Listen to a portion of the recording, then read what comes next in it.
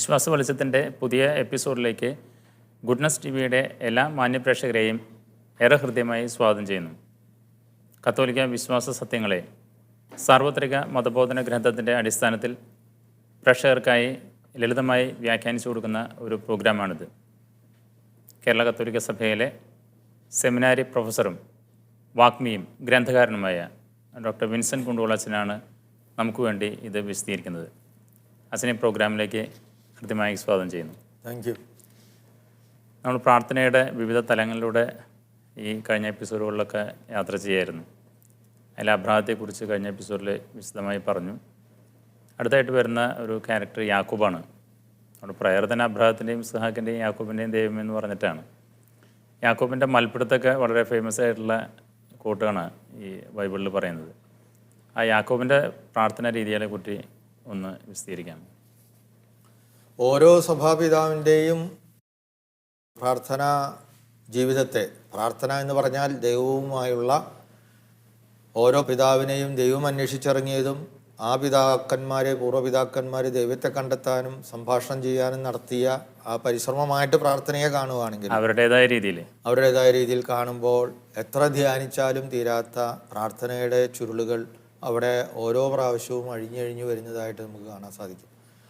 ഇപ്പോൾ യാക്കോബിൻ്റെ ഏറ്റവും കൂടുതൽ സാറ് പറഞ്ഞതുപോലെ ഒരു പക്ഷേ നമ്മൾ കേട്ടിട്ടുള്ള ഒരു കാര്യമാണ്.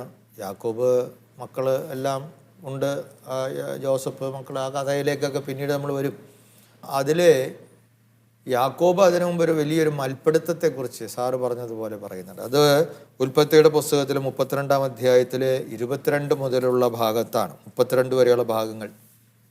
അത് നമ്മുടെ പ്രേക്ഷകർക്ക് ഒന്ന് ശരിക്ക് മനസ്സിലാക്കണമെങ്കിൽ അതൊരുപക്ഷെ നമ്മൾ അല്പം ഒന്ന് വായിക്കേണ്ടതായിട്ട് വരും. മുഴുവൻ ഞാൻ വായിക്കുകയല്ല.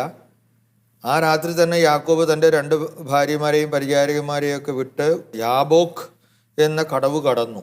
അങ്ങനെ കടന്നു കഴിഞ്ഞ് പിന്നീട് അവർ പറയുന്നത് അവരെയൊക്കെ കൊണ്ടുവന്ന സാധനങ്ങളെല്ലാം അങ്ങേ ആ കടവിൻ്റെ അപ്പുറത്ത് എത്തിച്ചു. പക്ഷേ യാക്കോബ് അതിൻ്റെ ഇപ്പുറത്ത് തന്നെ മാത്രം ഇക്കരെ നിന്നു. അവിടെ വെച്ച് ഒരാൾ നേരം പുലരുന്നത് വരെ അവനുമായി മൽപ്പിടുത്തം നടത്തി എന്നാണ് പറയുന്നത്. കീഴടക്കാൻ സാധ്യമല്ലെന്ന് കണ്ടപ്പോൾ അവൻ യാക്കോബിൻ്റെ അരക്കെട്ടിൽ തട്ടി. അപ്പോൾ ഒരാളെന്ന് പറയുന്നുള്ളൂ. നമ്മൾ മനസ്സിലാക്കുന്നത് ദൈവത്തിൻ്റെ ഒരു ദൂതനാണ്. അത് ദൈവം ഒരു ദൂതൻ വഴി ഈ യാക്കോബുമായിട്ടൊരു മൽപ്പിടുത്തം നടത്തുന്നു എന്നുള്ള ഒരു കാര്യമാണ് പറയുന്നത്. ആ മൽപ്പിടുത്തം ഇതുപോലെ വളരെ ഒരു പ്രതീകാത്മകമായ മനുഷ്യ ദൈവിക പ്രാർത്ഥനയുടെ ബന്ധത്തിൻ്റെ ഒരു സംഭവമാണ്. രാത്രി മുഴുവൻ ജാഗരണ പ്രാർത്ഥനയിൽ അതിനായിട്ട് ബന്ധപ്പെടുത്താം. ഞാൻ എൻ്റെ ജീവിതത്തിൽ അത് വേറൊരു രീതിയിലാണ് ബന്ധപ്പെടുത്തുന്നത്. പ്രതിസന്ധി ഘട്ടങ്ങളിൽ ദൈവവുമായിട്ട് നമ്മൾ സംശയിക്കാറുണ്ട്. അത് നമ്മൾ മുമ്പ് കണ്ടു. സന്ദേഹത്തിൻ്റെ പ്രാർത്ഥനകൾ അബ്രാഹം തന്നെ ചോദിക്കുന്നു. ഒരു തരത്തിൽ പരിഹസിക്കുന്ന ഒരു രീതിയിലുള്ള അബ്രാഹത്തെ കണ്ടു. പിന്നീട് ദൈവവുമായിട്ട് ഒരു വിലപേശുന്ന ഒരു പ്രാർത്ഥനയുടെ രൂപം നമ്മൾ കണ്ടു. പക്ഷേ ഇവിടെ കാണുന്നത് മൽപ്പിടുത്തമാണ്. എന്നിട്ട് ഈ മൽപ്പിടുത്തത്തിലെ അവസാനം ദൈവത്തിന്റെ ദൂതനെ ഏതാണ്ട് പരാജയപ്പെടുവാണ്. ഞാൻ തന്നെ വിടില്ല എന്ന് പറഞ്ഞു.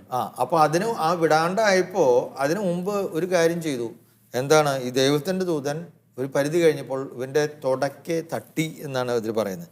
കീഴടക്കാൻ സാധ്യമല്ലെന്ന് കണ്ടപ്പോൾ അവൻ യാക്കോബിന്റെ അരക്കെട്ടിൽ തട്ടി. മൽപ്പിടുത്തത്തിനിടയിൽ യാക്കോബിന്റെ തുട അരക്കെട്ടിൽ നിന്ന് തെറ്റി. അവൻ പറഞ്ഞു, നേരം പുലരുകയാണ്, ഞാൻ പോകട്ടെ.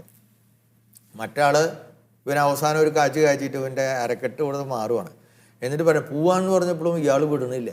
എന്നെ അനുഗ്രഹിക്കാതെ അരക്കെട്ടിന്റെ താളൊക്കെ തെറ്റി, എന്നാലും വിടില്ല. അപ്പൊ കാരണം ഈ മനുഷ്യൻ എത്രയോ ഇതൊരു സാധാരണ മനുഷ്യനല്ല, ദൈവത്തിൻ്റെ ഒരു ദൂതനാണ് തന്നെയായിട്ടാണ് ഞാൻ മൽപ്പിടുത്തം നടത്തിയത് എന്ന് ആ അവസരത്തിൽ യാക്കോബ് തിരിച്ചറിഞ്ഞുകൊണ്ട് നീ എന്നെ അനുഗ്രഹിക്കണം. നമ്മൾ പറഞ്ഞ ഭയങ്കര തമാശയത്. നമ്മൾ രണ്ടുപേരും തമ്മിൽ വഴക്കടിക്കുന്നു. ഏറ്റവും അവസാനം ഞാൻ തോക്കുന്നു. കാരണം യാക്കോബ് അവസാനം ജയിച്ചത് യാക്കോബാണെങ്കിലും ആദ്യം. പക്ഷേ ദൂതൻ അവൻ്റെ അദൃശ്യമായ ശക്തിയാൽ ഇവൻ്റെ അരക്കെട്ട് തല്ലി തകർത്ത് കഴിഞ്ഞപ്പോഴും ഇവൻ വിടുന്നില്ല, വേദന പിടിച്ചു നിൽക്കുകയാണ്. അത് കഴിഞ്ഞു കഴിയുമ്പോൾ തനിക്ക് ഉപദ്രവം ഏൽപ്പിച്ച ഒരാളോട് ഞാൻ അനുഗ്രഹം യാചിക്കാണ്. അനുഗ്രഹം യാചിക്കുകയാണ്. ഞാൻ പ്രാർത്ഥനയുമായിട്ട് അതിനെ ബന്ധപ്പെടുത്തുമ്പോൾ ഈ മൽപ്പിടുത്തത്തിനും വലിയൊരു സ്ഥാനമുണ്ട്. ഈ മൽപ്പിടുത്തത്തിൽ തോറ്റുപോകുന്ന മനുഷ്യൻ വീണ്ടും ദൈവമേ എന്നെ അനുഗ്രഹിക്കണമേ എന്ന് പ്രാർത്ഥിച്ച് കടന്നു. ഞാൻ ഒരു ഉദാഹരണം പറയാം. എൻ്റെ ജീവിതത്തിൽ നടക്കുന്ന ചില പ്രാർത്ഥനാ രൂപങ്ങൾ അത് നമ്മുടെ പ്രേക്ഷകർക്ക് ഉതപ്പാവുമെന്ന് എനിക്ക് അറിഞ്ഞുകൂടാ. പക്ഷേ ഞാൻ പറയുകയാണ്, എന്നിട്ട് അത് തെറ്റാവും തോന്നുകയാണെങ്കിൽ സാറ് എന്നെ തിരുത്തിക്കോ. ഞാൻ ചില അവസരങ്ങളിൽ സന്ദേഹത്തിൻ്റെ സമയങ്ങൾ ഉണ്ടാകാറുണ്ട്. ചില അവസരങ്ങളിൽ നമ്മുടെ വളരെ വലിയ പ്രതിസന്ധികളിലേക്ക്, അത് കൂടുതൽ വരുന്നത് എന്താണ് അച്ഛനിപ്പോൾ ഇത്ര പ്രതിസന്ധി എന്ന് ചോദിച്ചു കഴിഞ്ഞാൽ ആദർശപരമായിട്ടും ദൈവശാസ്ത്രപരമായിട്ടും ഒക്കെയുള്ള പ്രതിസന്ധികളാണ്. പലപ്പോഴും സഭയെക്കുറിച്ചും ജീവിതത്തെക്കുറിച്ചും ഒക്കെയുള്ള പ്രതിസന്ധികൾ. അത് നമുക്ക്, ഞാൻ പറഞ്ഞില്ല, ഓരോരുത്തർക്കും ഉണ്ടാകുന്ന അതിൻ്റെ അനുഭവ തലം വ്യത്യസ്തമാണ്. സഭയെക്കുറിച്ച് ഒരു പ്രതിസന്ധിക്ക് വേണ്ടി പരിശ്രമിക്കുക എന്ന് പറയുന്നത് തന്നെ ഒരു പ്രാർത്ഥനയാണ്.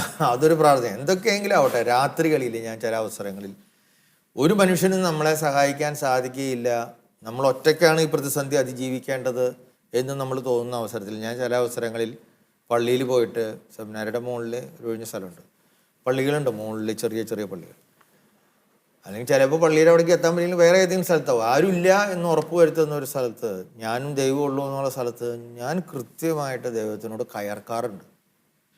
പരിഹസിക്കുകയോ ചോദ്യം ചെയ്യുകയോ ഒന്നുമല്ല. വളരെ എൻ്റെ മാനസികമായ വിക്ഷോഭങ്ങളെ അതേ രീതിയിൽ നമ്മൾ സാധാരണ മനുഷ്യരോടൊക്കെ പറഞ്ഞാൽ തെറി പറയണ പോലെ രൂക്ഷമായ ഭാഷയിൽ നീ എന്ത് കണ്ടിട്ടാണ് ഇതിൻ്റെ ഉള്ളിലിരിക്കുന്നത്? ഈ നാട് നശിക്കണമെന്നാണോ നീ ആഗ്രഹിക്കുന്നത്? ഞാൻ എന്നെല്ലാം പറഞ്ഞ് പിന്നെ നമ്മൾ വായ വരണതൊക്കെ പറയും. ഒരു മറുപടിയും അവിടുന്ന് കിട്ടൂല. കുറേ നേരം നമ്മൾ പറഞ്ഞു കഴിഞ്ഞ് ക്ഷീണിച്ച് കഴിയുമ്പോണ്ടല്ലോ എൻ്റെ ദൈവം എന്നെ തെറി വിളിക്കുകയാണ്. ഇത്രയും വയസ്സായില്ലടാ നിനക്ക്, എത്ര പ്രശ്നങ്ങളിലൂടെ നിന്നെ ഞാൻ വഴി നടത്തിയിട്ടുണ്ട്, നീയെ അവസാനിച്ചു എന്ന് തോന്നുന്ന നിമിഷങ്ങളിൽ പോലും നിന്നെ ഞാൻ അവിടെ നിന്ന് ഉയർത്തിയിട്ടുണ്ട്. എന്നിട്ടും നീ പഠിച്ചിട്ടില്ല, ഇപ്പോഴും നീ എന്നോട് തെറി വിളിക്കുകയാണ്. ഇറങ്ങിപ്പോടാ എന്ന് പറഞ്ഞിട്ട് പുള്ളി 2 തെറി എന്നോട് പറയുന്നത് പോലെയാണ് എനിക്ക് ഫീൽ ചെയ്യുന്നത്. ഇപ്പം ഞാൻ അവസാനം എന്നാ പോട്ടെ പുല്ലേന്നും പറഞ്ഞ് വാതിലടച്ച് നീ എവിടെ ഇരിക്കേ എന്നും പറഞ്ഞ് ഞാൻ പോയി കിടക്കും. മൽപ്പിടുത്തമാണ്. എനിക്ക് യാക്കോബിൻ്റെ മൽപ്പിടുത്തത്തെ വളരെ എൻ്റെ ജീവിതമായിട്ട് ബന്ധിക്കുമ്പോൾ എനിക്ക് തോന്നുന്ന 2 പേരും ദൈവം നമ്മളോടും നമ്മൾ ദൈവത്തോടും ശണ്ട കൂടണം. അത് വലിയ പ്രാർത്ഥനയാണ്. പക്ഷെ നമ്മൾ അറിയാം, പിന്നത്തെ ദിവസം നമുക്ക് ആ ശണ്ട കൂടൽ കഴിഞ്ഞു കഴിയുമ്പോൾ വലിയൊരു അനുഗ്രഹം. ചില അവസരങ്ങളിൽ നമ്മൾ അങ്ങനെ മുറിയെ പോയി കിടക്കുമ്പോൾ തോന്നും, തമ്പുരാനെ, ഞാൻ ഈ തമ്പുരാനെയല്ല എത്ര നേരം തെറി വിളിച്ചത്, എന്നാലും അങ്ങേക്ക് ഉണ്ടോളത്തിന് അറിയാലോ, അതിൻ്റെ പേരിൽ എന്നോട് ഉപദ്രവം ചെയ്തേക്കരുത്. ചെയ്യില്ല എന്ന് എനിക്കറിയാം, എന്നാലും ഞാനൊന്ന് പറയണേ എൻ്റെ സമാധാനത്തിന് ഉറങ്ങണേക്കാളും മുമ്പ് എന്ന് പറഞ്ഞിട്ടാണോ. എനിക്ക് ഈ യാക്കോബ് ഭയങ്കരമായിട്ട് എന്നെ സ്വാധീനിച്ചതാണ് ഈ മൽപ്പിടുത്തം. പ്രാർത്ഥനയിൽ ഒരു ആത്മാവ്, ഗതികെട്ടു പോകുന്ന ഒരാത്മാവ്, അറ്റുപോകുന്ന ജീവിതത്തിൻ്റെ ഒരാത്മാവ് ചില നിമിഷങ്ങളിൽ ഇതുപോലെ അവനെ ഈ പ്രതിസന്ധിയിലേക്ക് തള്ളിവിട്ടു എന്ന് സ്നേഹം കൊണ്ട് അവൻ വിചാരിക്കുന്ന, ചിലപ്പോൾ എൻ്റെ കുറ്റം കൊണ്ട് തന്നെയായിരിക്കും, മറ്റുള്ളവർ തെറ്റുകൊണ്ടാകാം, ആ അവസരത്തിൽ ദൈവവുമായിട്ട് നടത്തുന്ന കലഹം, ശണ്ടകൂടൽ, മൽപ്പിടുത്തം, അത് പ്രാർത്ഥനയാണ്. അതായത് ആ പ്രാർത്ഥനയിൽ ആഴപ്പെടുന്നവന് അങ്ങനെ ശണ്ട കൂടാൻ സാധിക്കുള്ളൂ. ആഴപ്പെട്ടിട്ടാണോന്ന് നമുക്ക് അറിഞ്ഞുകൂടാ, പക്ഷെ നമുക്ക് വേറൊരു ഗതി ഇല്ലാണ്ട് വരികയാണ്, വേറൊരു വഴി, വേറെ ഗതി ഇല്ലാന്ന് വരുന്നതാണല്ലോ പ്രാർത്ഥന. അവിടെയാണല്ലോ സറണ്ടർ വരുന്നത്. അതെ, അവിടെയാണ്. അപ്പൊ അവസാനം നമ്മൾ ഇങ്ങനെ പറഞ്ഞ് ആളും നമ്മളെ കുറെ വഴക്ക് കേട്ട് കഴിയുമ്പോൾ നമ്മളും, അപ്പൊ ഇങ്ങനെയൊക്കെയുള്ള ഒരു ഭക്ത ആത്മാവിൻ്റെ ഒരു വശവും യാക്കോബ് നമ്മളെ ഓർമ്മപ്പെടുത്തുന്നു എന്ന് പറയാൻ വേണ്ടി ഞാനത് പറഞ്ഞതാണ്. അതുപോലെ തന്നെ യാക്കോബിന് ശേഷം പിന്നെ പ്രാർത്ഥനയുടെ മറ്റൊരു ക്യാരക്ടർ വരുന്നത് മോശയാണ്. മോശയുടെ മധ്യസ്ഥ പ്രാർത്ഥനയുടെ ഒരു ഉപജ്ഞാതാവായിട്ടാണ് മോശയെ ബൈബിൾ അവതരിപ്പിക്കുന്നത്. ജനത്തിന് വേണ്ടി, ഇസ്രായേൽ ജനത്തിന് വേണ്ടിയിട്ട് യാഹോവയോട് യാചിക്കുന്ന മോശ, യാഹോവയിൽ നിന്ന് കൽപ്പനകൾ കൊടുത്തിട്ട് അത് തല്ലി ഉടയ്ക്കുന്ന മോശ, ഒക്കെ ഈ ശണ്ട കൂടുന്നതിൻ്റെ ഒരു ഭാഗം തന്നെയാണ് അല്ലേ ആ മോശയുടെ പ്രാർത്ഥന രീതികളെ കുറിച്ച്? ഈ മോശ ഇതുപോലെ പറഞ്ഞാൽ തീരാത്ത കാര്യം. അബ്രാഹത്തെക്കുറിച്ച് നമ്മൾ കുറേ ദീർഘമായിട്ട് സംസാരിച്ചിരുന്നു, ഒരു എപ്പിസോഡ് മുഴുവൻ. ആ പറയുന്ന അബ്രാഹത്തിൻ്റെ പ്രാർത്ഥനയുടെ ദൈവവുമായുള്ള ബന്ധത്തിൽ കണ്ട ആ കുറേ കാര്യങ്ങൾ, യാക്കോബിൻ്റെ മൽപ്പിടുത്തത്തിൻ്റെ കാര്യങ്ങൾ, അതിനു മുമ്പ് കുറേ കൂടി അത്രയും വിക്ഷോഭങ്ങളിലേക്ക് കടക്കാതെ നമ്മൾ ആദ്യകാലത്ത് കണ്ട ആദത്തിൻ്റെ, അല്ലെങ്കിൽ അത് കഴിഞ്ഞ് കണ്ട നോഹിൻ്റെ ഒക്കെ ആ അവസരത്തിൽ ഒക്കെ ഉണ്ടായിരുന്ന ഒരു സഹപ്രവർത്തകൻ്റെ പങ്കാളിത്തത്തിൻ്റെ ഒക്കെ അനുഭവം, ഈ എല്ലാ അനുഭവങ്ങളും വാസ്തവത്തിൽ മോശയിലുണ്ട്. മോശയെ തിരഞ്ഞു പിടിക്കാൻ വേണ്ടി നടക്കുന്ന ദൈവമാണ്. അവസാനം അവൻ അവിടെ നിന്ന് ഓടിപ്പോയി മെദിയാനിൽ ചെന്ന് അവിടെ ജീവിച്ച് ആടുപാടുകളെ മോശ ഓടിപ്പോയത് എന്താന്ന് നമ്മൾ മനസ്സിലാക്കണം. അവൻ ഒരു ഈജിപ്തുകാരനെ കൊന്നു, ആള് പക്ഷേ ഒറ്റടിക്ക് കൊന്നു. പിന്നത്തെ ദിവസം അവൻ വീണ്ടും ചെന്ന് കഴിഞ്ഞപ്പോൾ ആൾക്കാർ, ഇസ്രായേൽക്കാർ തമ്മിൽ തല്ലുകൂടാണ്ട് കഴിഞ്ഞിട്ട് അവൻ ചെന്നപ്പോൾ അവർ പറയുകയാണ്, ഇവനാരും അറിഞ്ഞിട്ടില്ല എന്ന് വിചാരിക്കുവാണേ. പക്ഷെ അവർ പറയുകയാണ്, നീയേ അവനോട് ചെയ്ത് തന്നെ ഞങ്ങളോടും ചെയ്യാൻ പോണോ എന്ന് പറഞ്ഞപ്പോൾ അവന് മനസ്സിലായി, എടാ കാര്യം വെളിച്ചത്തായി. അപ്പം തന്നെ ആൾ സ്ഥലം വിട്ടു. പക്ഷേ ഈ മോശയുടെ ജീവിതം നമ്മൾ പരിശോധിക്കുമ്പോൾ അവനും വലിയൊരു ആത്മസംഘർഷത്തിലല്ലേ ജീവിച്ചത്. കാരണം ഇവൻ വാസ്തവത്തിൽ ഒരു യഹൂദ കുട്ടിയാണ്, വളർന്നത് ഫറവോൻ്റെ കീഴിലും. അത് തന്നെ അവൻ്റെ അസ്തിത്വത്തിന് വലിയ സംഘർഷം ഉണ്ടാക്കിയിട്ടുണ്ടാവും. കാരണം അവൻ്റെ അമ്മ ഇവിടെ കൊണ്ടുവന്നാക്കി, അല്ലെങ്കിൽ ആൺകുട്ടിയാണ്. അപ്പോൾ അവർക്ക് തോന്നി, അതെന്ന് വെച്ചാൽ ആ തൊഴിലൂടെ, ഞാൻ സംഭവമൊക്കെ എല്ലാവർക്കും അറിയാം.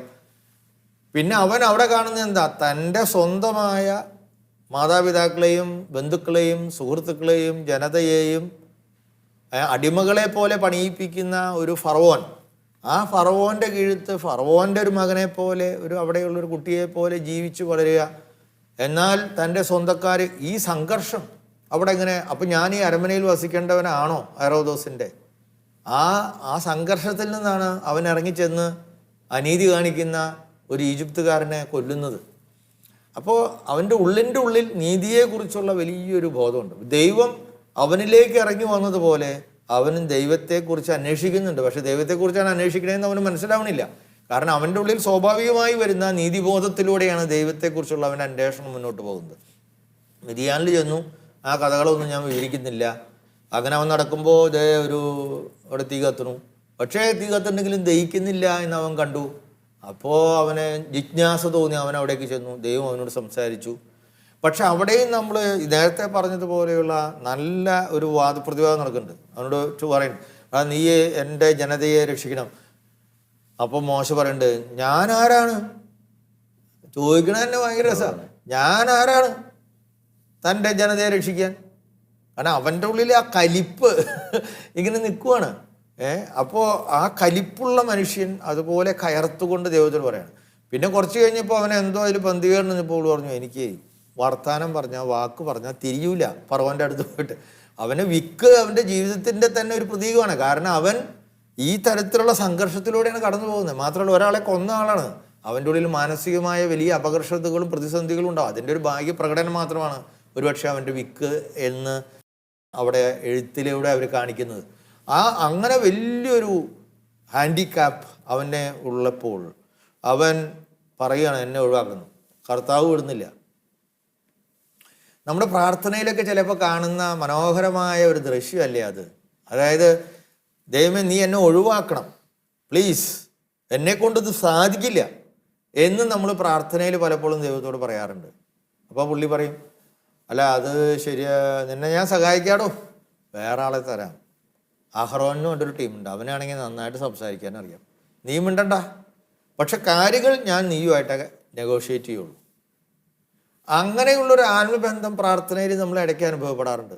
അപ്പോൾ നമ്മൾ അവസാനം ദൈവത്തിൻ്റെ മുന്നിൽ അടിയറവ് പറഞ്ഞ് എന്നാൽ ഓക്കെ, ഇത് തന്നെയാണ് മോശം. അപ്പോൾ ഞാൻ ഈ പഴയ കാലത്തെ ബൈബിളിലെ ഈ ഭാഗങ്ങളൊക്കെ നമ്മുടെ അനുദിന ജീവിതത്തിൽ, നമ്മുടെ പ്രാർത്ഥനാ നിമിഷങ്ങളിൽ നമ്മൾ ദൈവവുമായിട്ട് സംസാരിക്കുന്ന ആ കാര്യങ്ങളുമായിട്ട് ബന്ധപ്പെടുത്തി ചിന്തിച്ചാൽ, അതാണ് ഞാൻ ആദ്യമേ ഏതോ ഒരു എപ്പിസോഡിൽ പറഞ്ഞത്, പ്രാർത്ഥനയെക്കുറിച്ചുള്ള ആദ്യത്തെ എപ്പിസോഡിൽ പറഞ്ഞത്.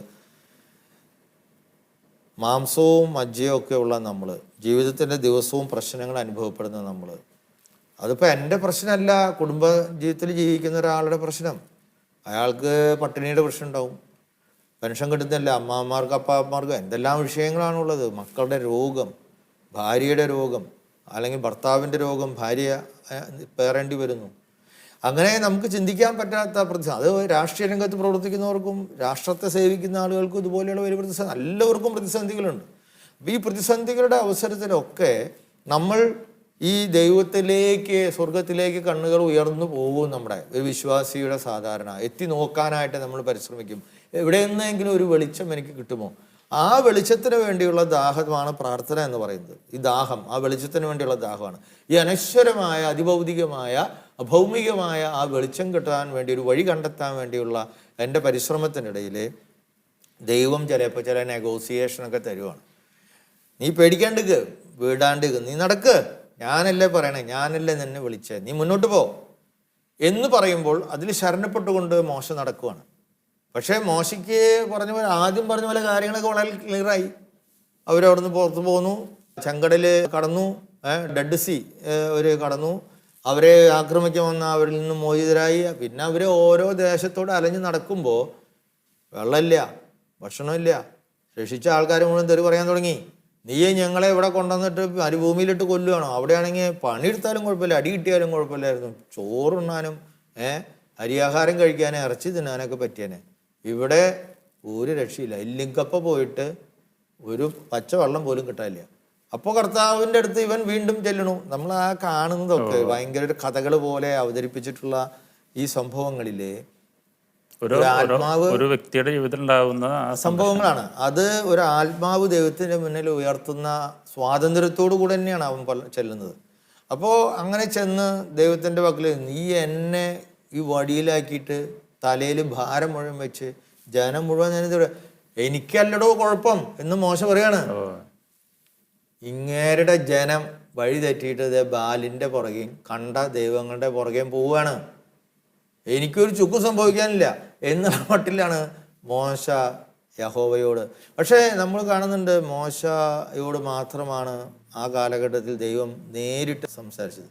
I have spoken only to Moses face to face എന്നാണ് അഹ്റോനും മിറിയാമും ഇവൻ വേറൊരു വിവാഹത്തിലെ വേറൊരു കൃഷ്യ വിഭാഗത്തിൽപ്പെട്ട സ്ത്രീയെ വിവാഹം കഴിച്ചപ്പോൾ പിറുപിറുക്കുന്ന അവരോട് പറയുന്നുണ്ട്, നിങ്ങൾ എങ്ങനെ എൻ്റെ മോശയ്ക്കെതിരെ സംസാരിക്കാനാണ്. അപ്പോൾ ദൈവത്തിൻ്റെ ഭാഗത്തു നിന്നും പ്രാർത്ഥനയിലുള്ള വലിയൊരു കാര്യം, ഈ നമ്മൾ ദൈവത്തിനെ കൊണ്ട് എന്തെങ്കിലും ചെയ്യിക്കുകയല്ല, ദൈവവും ഇതുപോലെ മനുഷ്യനെ തേടി ഇറങ്ങുന്ന ഒരു കാര്യം തന്നെയാണ് പ്രാർത്ഥന.